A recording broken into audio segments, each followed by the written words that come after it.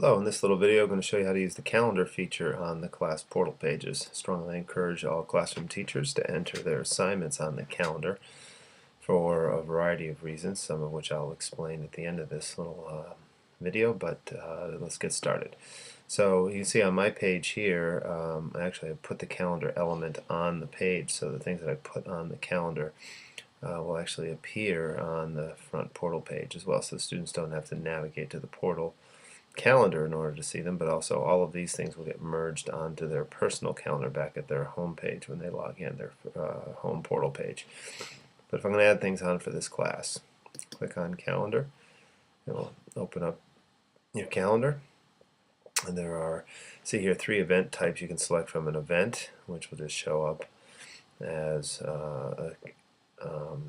entry on the calendar. There's also assignments, which will show with the little due colon next to it, which is nice, so that it sort of calls it out that it's an assignment. And you can enter in quiz. Easiest way to enter an event onto the calendar, this is a quick add, sort of the JV editor. Say on the 30th I wanted to put an event. If I just double click on it, it'll open up this quick editor. Give it a title. Let's say Pop Final Exam. And it's going to assume that the date you clicked on is the date you want, and that's when it's due. It's going to add it to the calendar that we're working in. If you wanted to switch to a different one, you certainly could.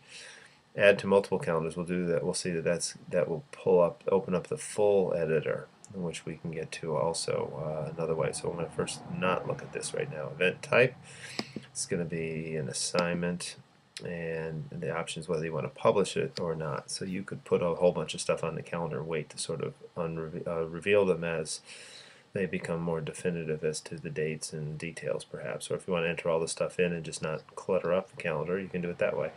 If I click Save Event, it will quickly add the event right there and do Pop Final T4 class, and it's an all-day event. We don't have to put times on it since students know what period of the day our classes meet. You really don't have to add all the times. That's the quick way to add something. If you want to do it with a little more granular detail, you can do Add Event. If I double click on this, excuse me, here it will open up the full editor, which is the same thing as just clicking on the Add Event. So I'm going to double click on this one just so that we open up and have the same one and are not adding multiple events here. When I click this, I'm going to do the edit, which will get us to this. Is if you just clicked Add Event, you'll get this full editor here, where you're going to have the assignment title, assignment type. If you wanted to put a location, you could. The date assigned, it's going to assume the date you clicked in, or if you just add event, it might not have a date in here. Due date, when it's due. Non-repeating, if you want to have something repeat and go multiple times, you could have it repeat every week, every day, any number of different things. So if you have recurring assignments, you can enter them in quickly that way, and instead of having them have to enter them in separately. You can, if it's something you've changed or modified, you can click on these and it'll put a notification that an event has been changed or canceled. Put a description certainly here. You can add it to other calendars. Say I want to put it on another calendar that I manage. If I click Share to More Calendars, this will allow me to put it on any number of the calendars that I am a manager of. Saves you if you have multiple sections of the same thing. You can add it to more than one simultaneously, especially if it happens, obviously if it happens on the same day. So I'm just going to leave it on this one calendar right now. If I had added another one, you'll see I'll add one more when I close out of this. It will see that they're both listed here. Well, I want to take it off of that one. The nice thing here too is that if I just save the event, we'll put it on here. That's that one that we just did here. Same thing. If I want to change it all of a sudden, again, if I click on it, I can edit it, I can delete it, I can unpublish.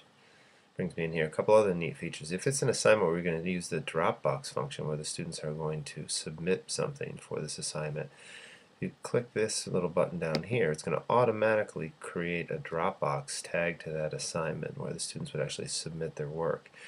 You can permit latest submissions. I don't need to receive an email every time somebody submits something, so I'm going to leave that unchecked.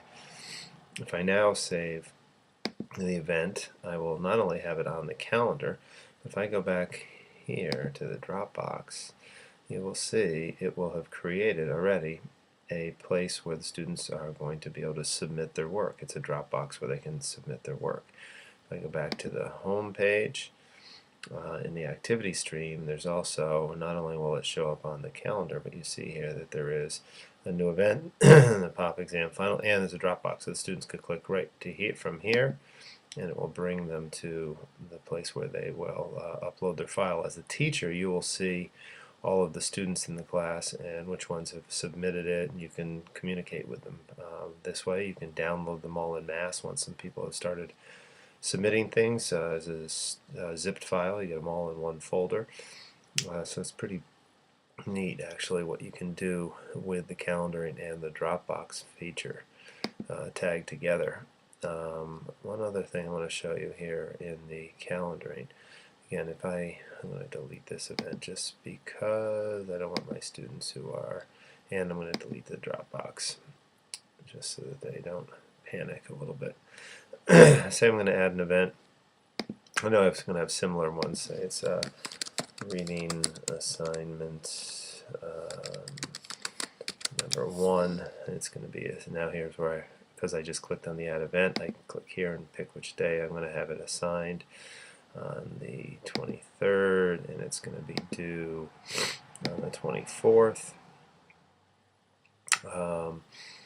I'm going to have it create a Dropbox, permit latest, and instead of just save, if I know I'm going to have another reading assignment or very similar, in order to save yourself time for data entry, if I just do save and clone, what will happen is it is put an event on the calendar, and now we're adding I can add a second one. Say I want to have reading assignment number 2, and it's all has the same kind of information, but that one's due not on the 24th but on the 25th.